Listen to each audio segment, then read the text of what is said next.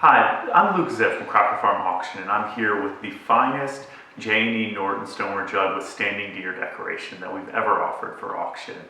So it's a 4-gallon size, which is really the largest of the standard capacities on J&E Norton pottery. And as you can see, it has a decoration on it that just absolutely fills the front. Now, if you're familiar with stoneware, you really do, I'm sure, already know the name of J&E Norton.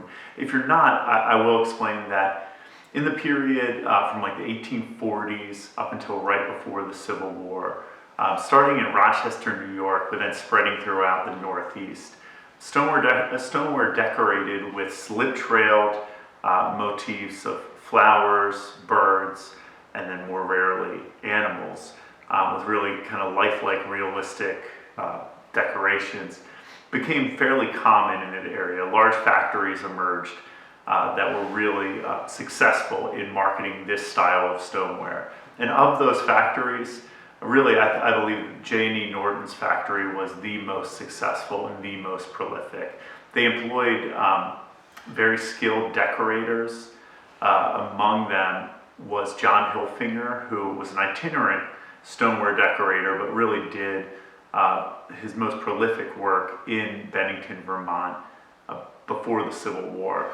And we can really attribute the standard Norton deer decorations to Hilfinger. Now, we've handled a number of J&E Norton stoneware vessels with deer decoration.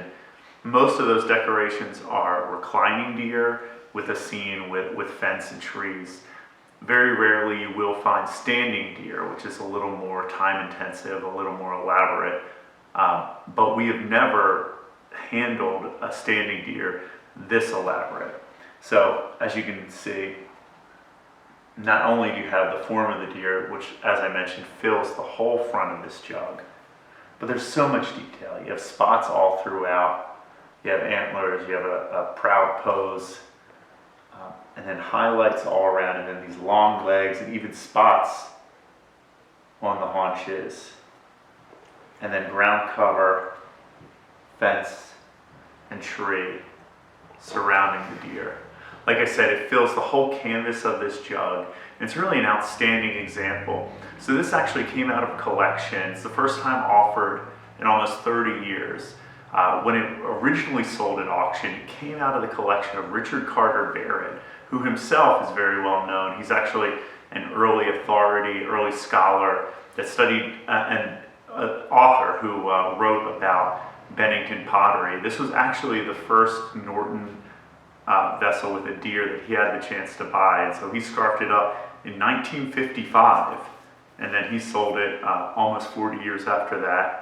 And then it's been in a collection for almost 30 years. So you can see this is a very rare opportunity to own such a great example. It survives in outstanding condition. It's a beautiful jug, and we're thrilled to offer it as part of our fall 2021 Stoneware and Redware auction.